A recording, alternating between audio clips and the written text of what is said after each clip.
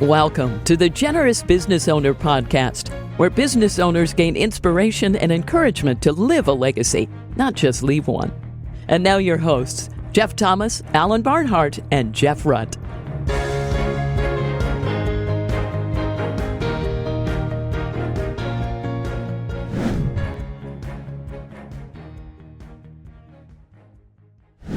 Welcome, everybody, to this week's Generous Business Owner Podcast. My name is Jeff Thomas, and we have Peter Greer with us today. Peter is the CEO of Hope International. He is not a stranger to the podcast, as one of our co-hosts, Jeff Rutt, founded Hope, and one of the best moves he made was hiring Peter to run Hope. And so Peter's a frequent guest on the podcast. And he's got a relatively new book out that we want to talk about that I think is relevant to the audience, called How Leaders Lose Their Way and How to Make Sure It Doesn't Happen to You. And we're going to get into that. So, Peter, welcome to the program. Thanks so much, Jeff, and love listening, love what you're doing to facilitate conversations on generosity. So super grateful to be back. Well, we're thrilled to have you. And this book, apparently, when I think of you, I mean, you are a reasonably prolific author with all kinds of things that are relevant to our audience. But this new book, I understand, is a bit of a sequel to a book you wrote called Mission Drift. You want to just sort of talk about the genesis of maybe that first book and this book?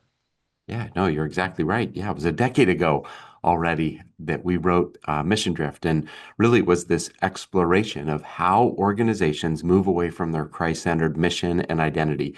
And it doesn't matter if it is a school or university, if it is nonprofit or for-profit, the tendency is for organizations to slowly move away from what matters most.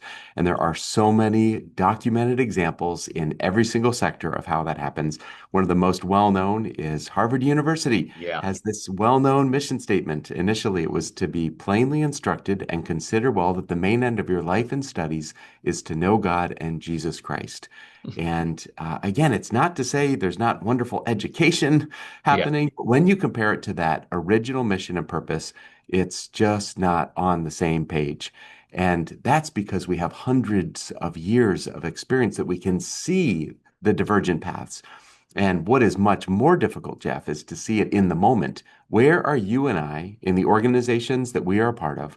Where are we seeing small cracks? Where are we seeing small compromises that might seem inconsequential in the moment that we are in, but you press the fast forward button decade later and you are not in the same place. So that was a decade ago. And over the last decade, we unfortunately have seen more examples. It's been heartbreaking to see people say, oh, I read the book, but you missed this example. Let me tell you another equally as heartbreaking story about this organization.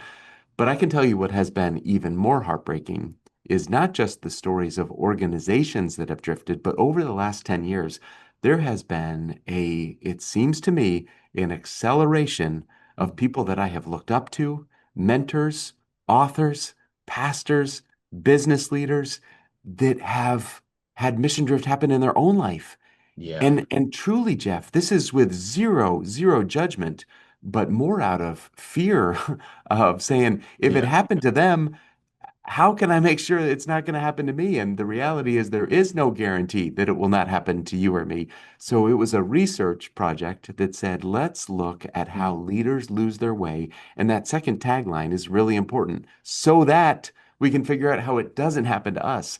And so that was the origin, that was what the genesis, and really trying to understand mission drift, not at an organizational level, but at a personal level, and how to prevent it. Yeah, I like that, because frankly, what are organizations, by the way, except a collection of people anyway?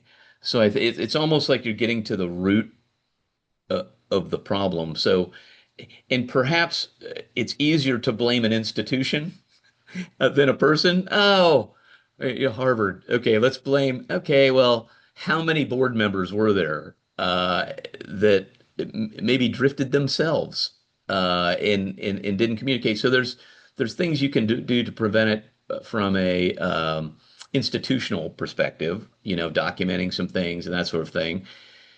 But we're going to get into how do we prevent it for ourselves. And so now you kind of broke the book down into maybe the risk factors. How would you describe what the dashboard is? Maybe the Mhm. of things to watch out for.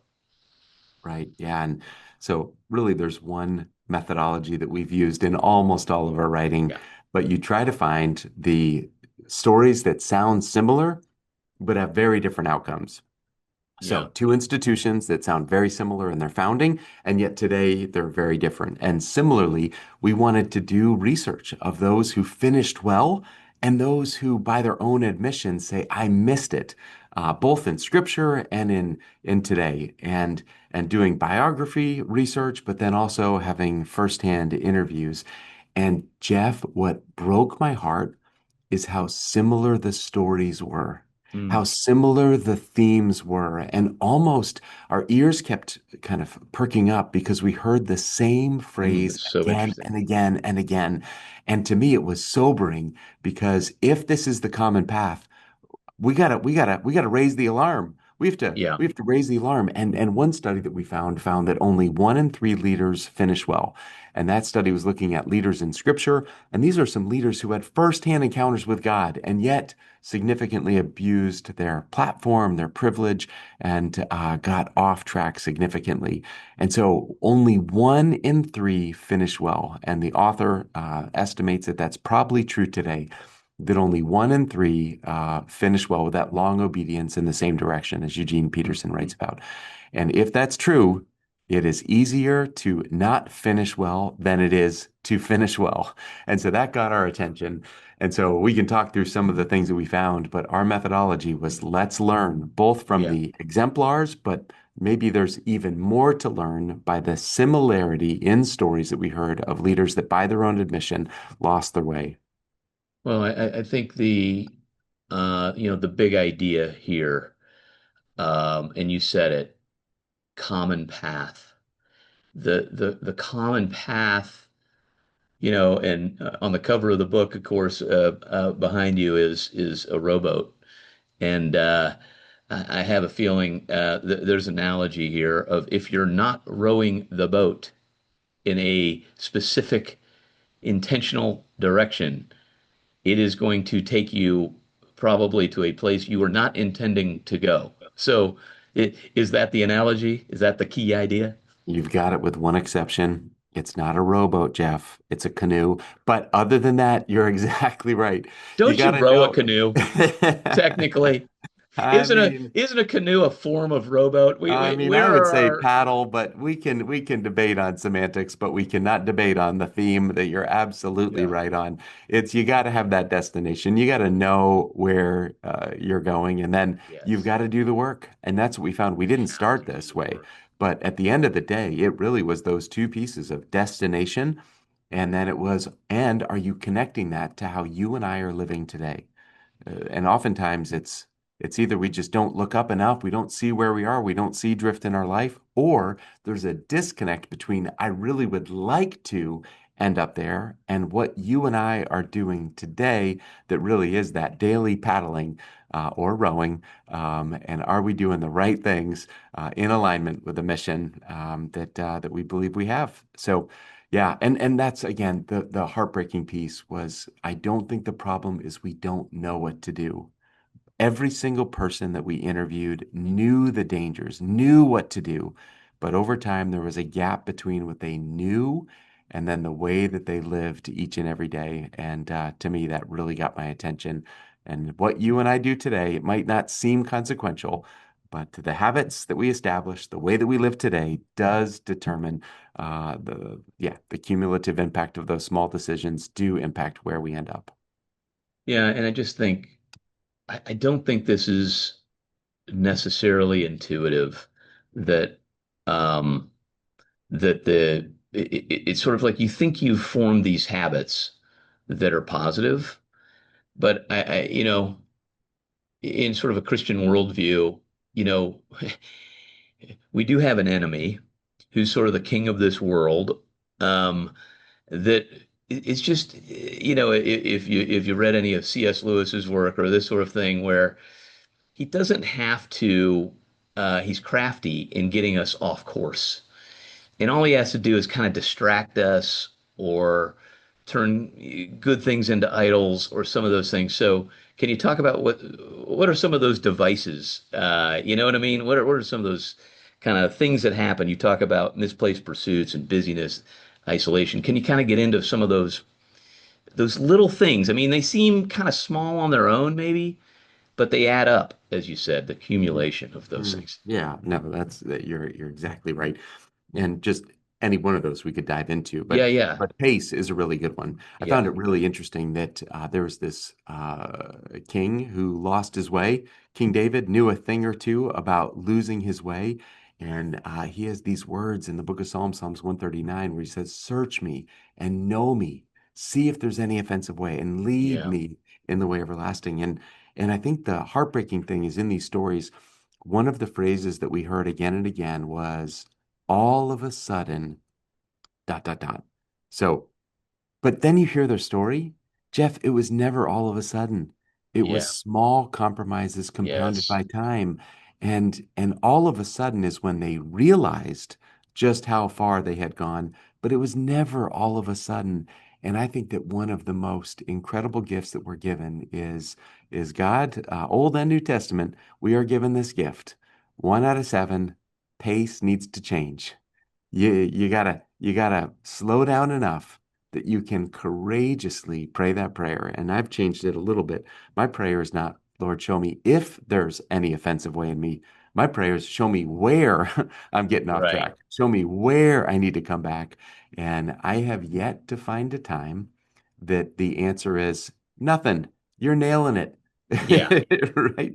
There yeah, always are attitudes or actions that, again, it might seem small, but the earlier you catch it, the earlier you identify that you're just a little bit off course, the easier it is to come back. The fewer the consequences on yourself, on the people that you care about, on the organizations that you're a part of. The earlier you address it, the better. And it's almost like weeding. What is easier, to pull that little thing out of the ground, or to ignore it for a couple of years and see what happens? And problems left unaddressed only grow in significance and impact on your life and on the lives of the people who are around you. And I guess part of why I'm so convinced that this is important in this moment in time is because the statistics tell us that 24% of people that walk away from faith in Jesus say the primary reason is because I saw someone who acknowledged Jesus in their words, but did not live it out. There is a collective credibility crisis that happens when a leader loses his or her way. And so there's a lot at stake. And going back to screw tape letters, the minute that you can just cause busyness to make sure we're neglecting our soul, or you can crowd out time for prayer, you can make sure there's never a time to look up and ask questions of where am I getting off track. That is a tool that will cause great harm to ourselves and to the people that we care about. I really like this mindset that you shared.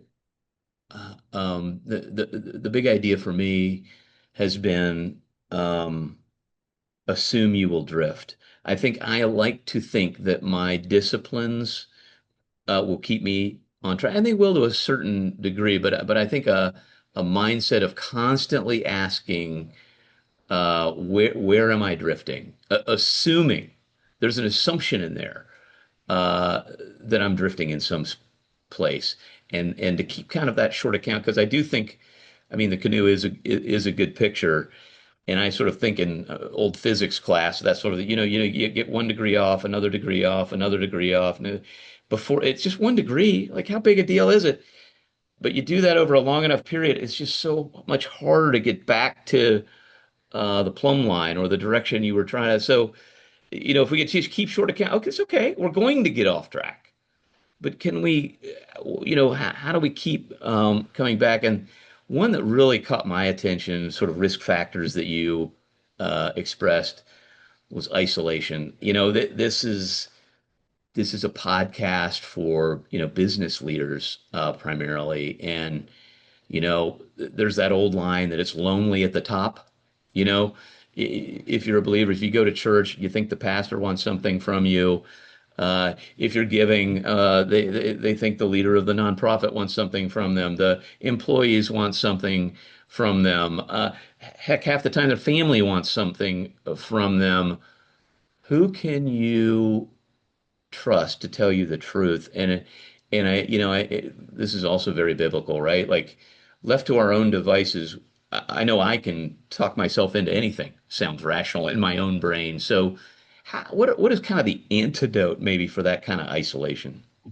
Yeah, and just to go back to that previous point that you made, every single person that we studied that lost their way said some version of, I never thought it would happen to me.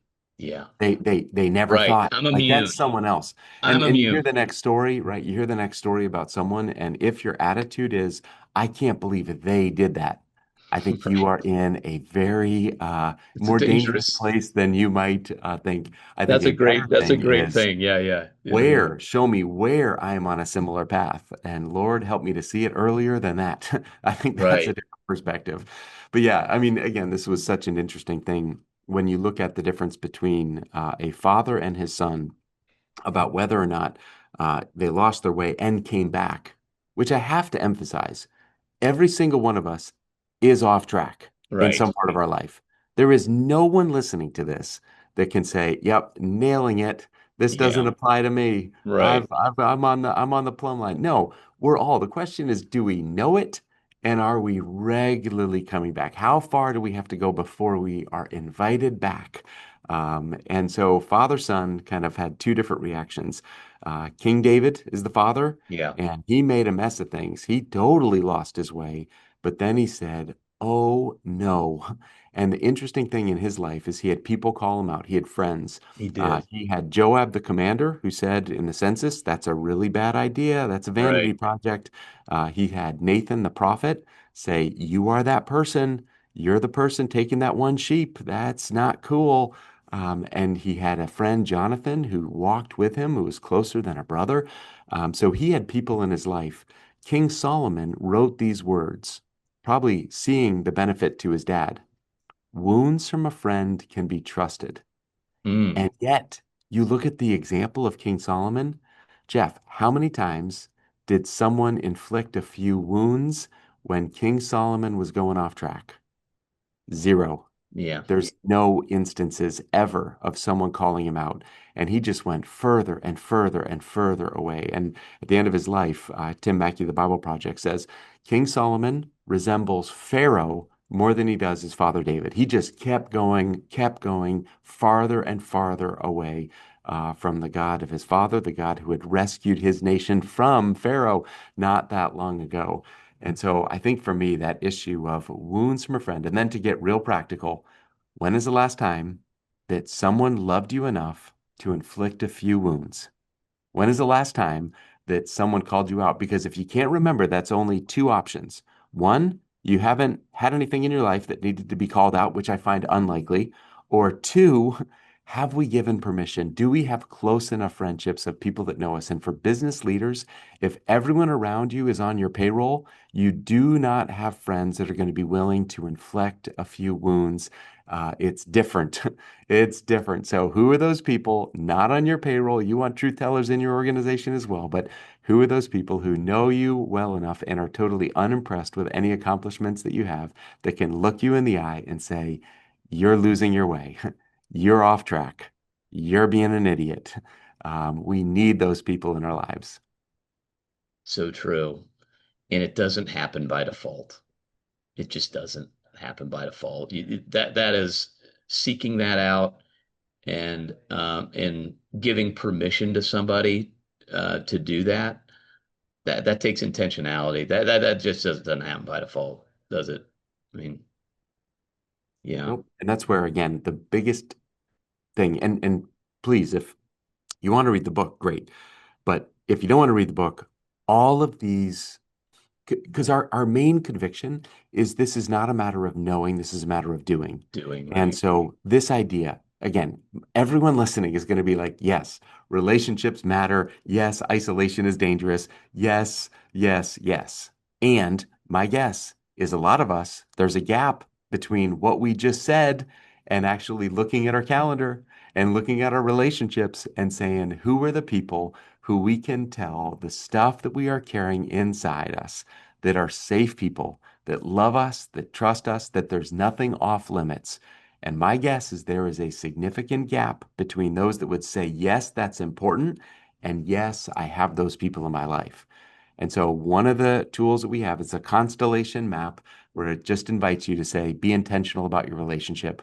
My guess is most people listening are really intentional about their plans and about their business and about their profitability and about the metrics that matter to them, and not as intentional about the relationships that they have in their life.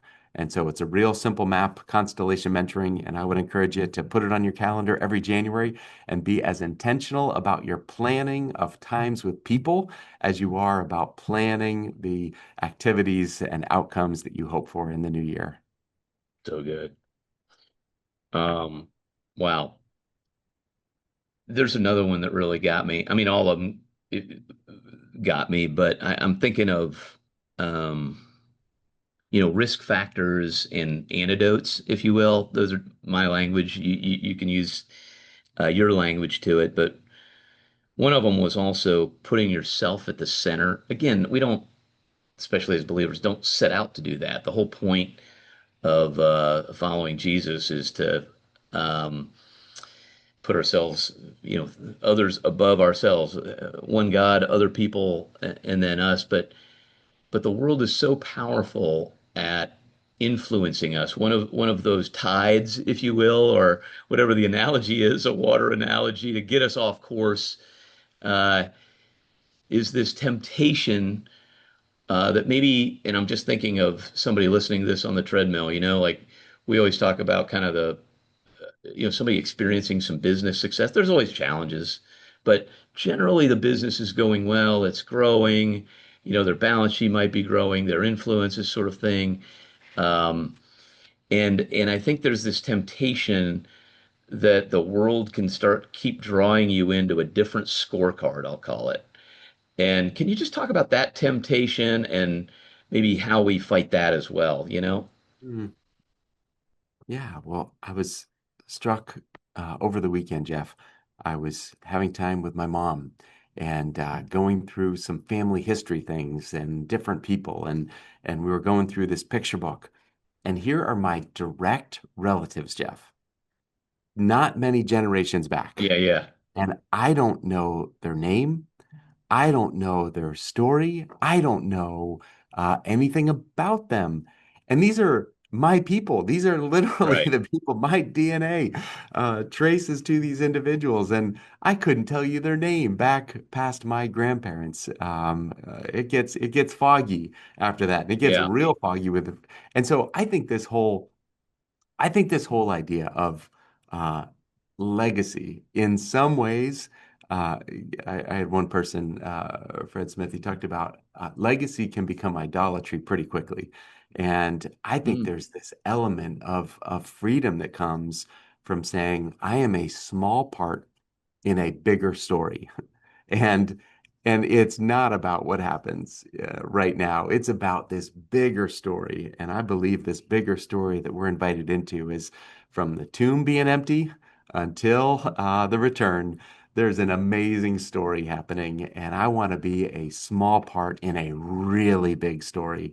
And then that changes some things. One of the practical pieces is then our focus is not just on our moment of time in leadership, but I think every leader, when you get to a certain point, your primary preoccupation becomes not what can I do, but what can we do?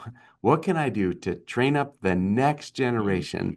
And I find that the healthiest leaders and the healthiest organizations realize that they're part of a bigger story and actively and intentionally celebrate and seek out the success of others. And that's one of those things that is good for our heart. So if anyone asks, what is my title? I will tell you, Jeff, I am interim CEO. right. I don't know how interim I am, but I'm interim Might be a with someone 30-year else. Yep, right. interim, but yeah, Right. And then that allows you to pause long enough to say, hey, should I actually make that decision or not? Should there be someone else who does that for the organization? We can have limits of how many things we say yes to, and it builds a healthier organization. It builds a healthier culture. It has a longer term perspective. And ironically, I think it shapes our heart as well when we give ourselves the gift of getting over ourselves. yeah. We were just before we started recording, we were just talking about this issue of and you were just talking about how we like to have, I mean, generous is in the name of the podcast, and sort of by definition, generosity has to do with, to me, the magic of it is it demands centering on someone else, right? To give something away, whether it's, people tend to think of money, but I keep this sort of list of forms of generosity on my desk, words and time and thoughts and influence and attention, these other forms of generosity. All of that requires an other-centeredness, which, I would like to tell you I woke up thinking that way. I don't. I woke up thinking about the things that I need. And it's only in my quiet time, a little Bible reading, a little prayer, that I get the adjustment. Okay, okay, okay. Yeah, all right. I'm back on God's agenda, which is always others centered. And I just think we kind of know that, but it's so like I drift on a daily basis, probably on a minute by minute, if I'm honest, basis to try to get back to there. So what are some of those other techniques? I know in the morning it helps me to do those things. What are some of the other antidotes? You talked about relationships and this sort of thing. What are some other practical tips that can help us get our vector back to the plumb line? Mm. Yeah, I mean, pace and prayer matter a lot. You Yeah, gotta pace and slow prayer. down. And if it's been a long time since you have physically been apart from any screen or device, that might be a wonderful gift that you might give yourself. Get away for a little bit. The world will keep moving without you. And that is a healthy thing to happen. And courageously pray some prayers of, Lord, show me where I need to have a course correction. We talked about friendships and the importance of having people that are doing life with you. One of the other pieces that trip up a lot of leaders is this idea of resources. And again, the number of people that committed financial fraud and said, I would never be that person. It would never happen to me. But there, again, Jeff, you've been living this out. Generosity is good for our heart. Yeah. It is good for us. It's a way of recentering ourselves, not in what I want, but in what God is doing in the world. Another really, really simple one that I was amazed just at the power that happened regularly from individuals that would. Again, like literally create that succession plan and remind ourselves. And servant leadership. I always thought servant leadership was good for the organization, but turns out, Right. the primary beneficiary of servant leadership, it's your own heart. So Right. maybe we should join the Benedictine model of what is the job that no one else wants to do? And maybe you should do that today at the office, not for Mm, anyone to see, but because your heart needs to do it. If you've been holding on to power and platform and privilege, let go of those things. Take on the servant of whatever the modern equivalent of foot washing is in our yeah. context, in our culture, and do that as a way of reframing our heart to say, power, I just know the danger. I know how good it feels. And I need to regularly be reminded that I'm not the center of the story. So I could go on, but those are some of the pieces Yeah, that no, this is small habits. it's so good. It's I think success defined in a worldly way, business success. I'm just thinking these business owners listening to this, where things are kind of moving. Again, I know nothing's perfectly up and to the right, and everybody has setbacks, and we always have people tell their setback stories along the way. But generally, as things keep moving up, the balance sheet keeps growing, the income keeps growing, the influence keeps growing. Ironically, these are risk factors Yeah. to these kind of things. The isolation tends to get more. It's just more people are telling you what you may want to hear, not challenging you. All of this.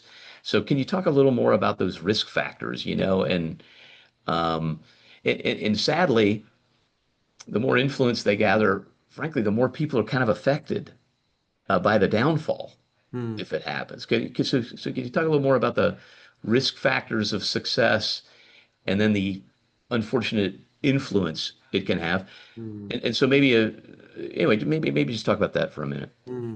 Hmm.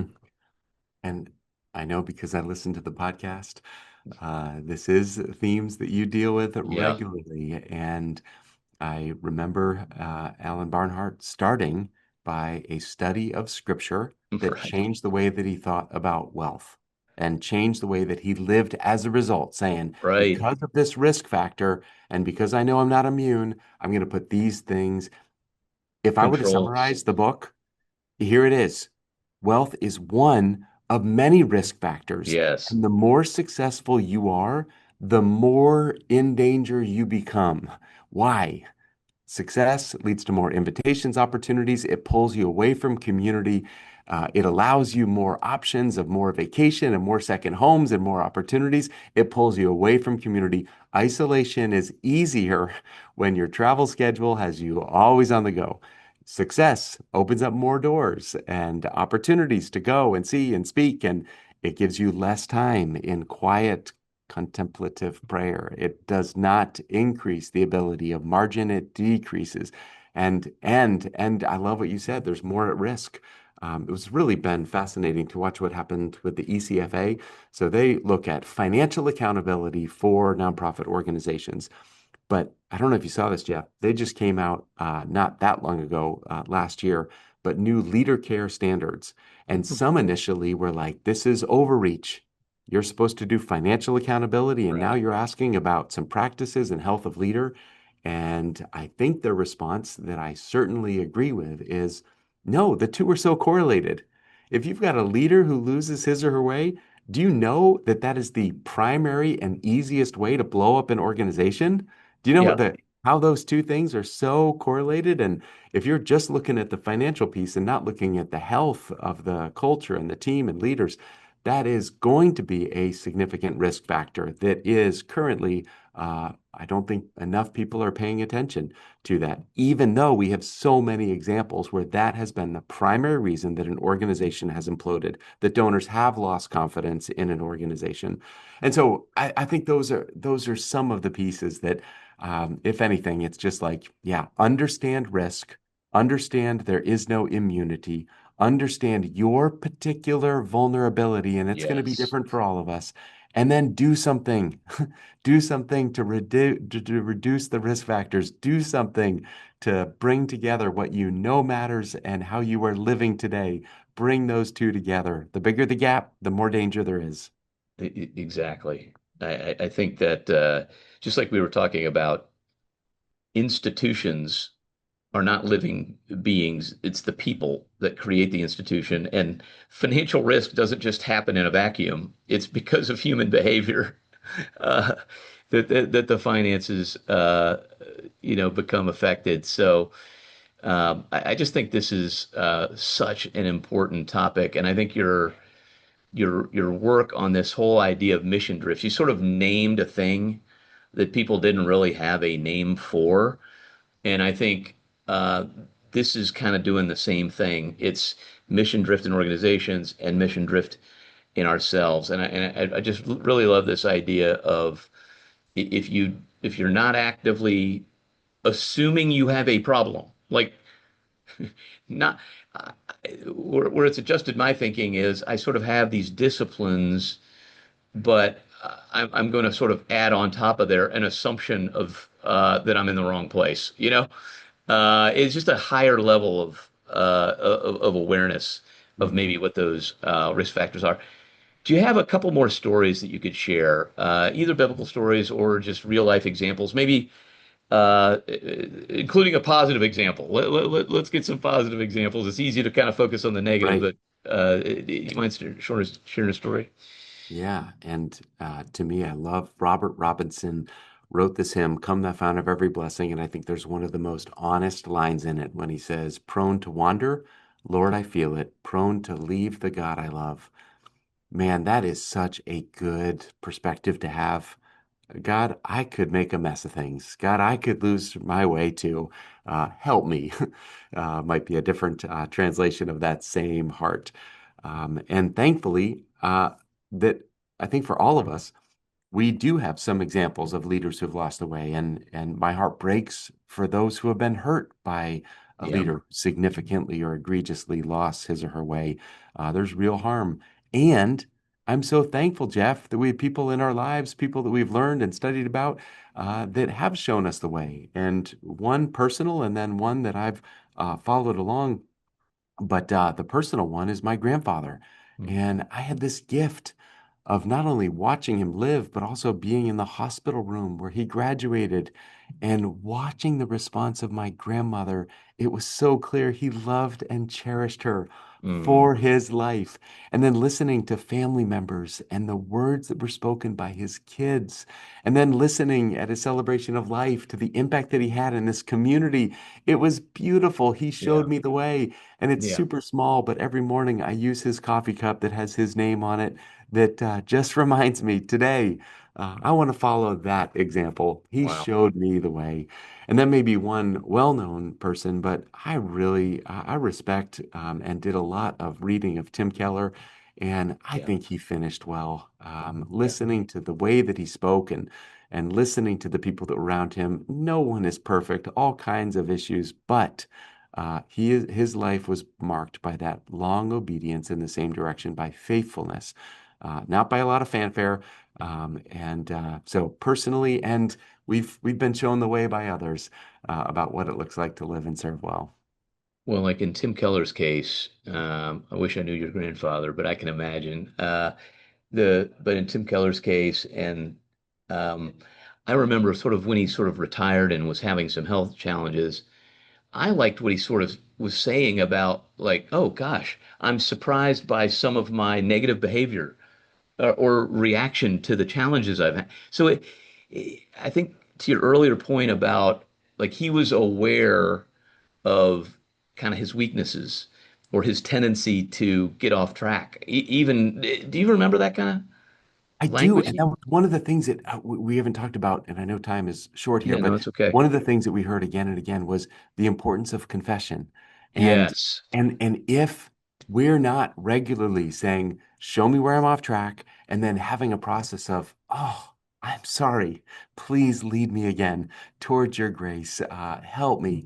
Um, and that's one of the things that I noticed with his life is he Yeah. was very aware that he didn't have it all together. He was very Right. aware of the areas in his life that were he was still working on, even though he was in the fourth quarter. And I think that is a hallmark of those that finish well is they know they've never arrived. They know there is still work to do. They know they are still in need of God's grace in every season until the time that they are safely home. Well, we may have just, this is another great book idea for you, Peter, is this position. I think the world tells us as leaders, we have to be strong, have all the answers, this sort of idea. And uh, I think, however, as followers of whoever it is, we value the humility, and it's just fine to say, I don't have all the answers, and therefore I need your help. I need your feedback. I want to get better. I mean, everybody wants that teammate. Nobody wants the know-it-all teammate. They want the kind of we're attracted to the humility, and it actually makes you a stronger leader, not a weaker one. When the world tells us the opposite. So I think to the people who are thinking, well, I can't show that kind of vulnerability or weakness. Um, yeah, you can, and it's actually more attractive. Can you speak to that idea Yeah, and as it relates to this, not only is it more attractive, but it is critical if you're going to to finish keep you on well. track? Yeah, absolutely. Right. Yeah. because you're not looking for the areas where you're going off track. If you have this false assumption, I've got it, I'm on the right path. I cannot tell you how dangerous that is to think Yes. that you don't need to come Right. back, to think that you're not drifting in your life. That is so dangerous. And again, the research that we did, and it was supplemented by other studies, everyone who lost their way said, I never thought it would happen to me. So if you even hear this, and if your immediate response is, well, that applies to Peter and Jeff, but like it applies to all of us. And Lord, help us to see, to spot, and give us the courage to come back in those areas that we need to make course corrections in our life. That's how we stay on mission. It's not deviating. We stay on mission Right. because we regularly, routinely say, show me where I'm off track. And then the invitation again and again, His mercy new every morning, come on back. Yeah. It's His faithfulness. So let's go. Long obedience in the same direction. That is the goal. Yeah. I just think that position of humility, just sort of, I think all day, every day, coming at it with that in a position of learning and how to get better and knowing what your weaknesses are and continuing Right. to allow God and others to speak to those and then Yeah. doing something about it. I think it's Right. actually a more attractive way. I don't think it's as hard as we make it sound in our heads.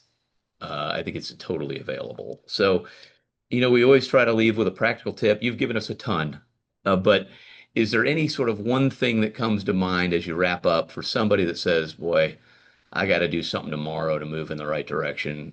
What would that be? Don't go alone.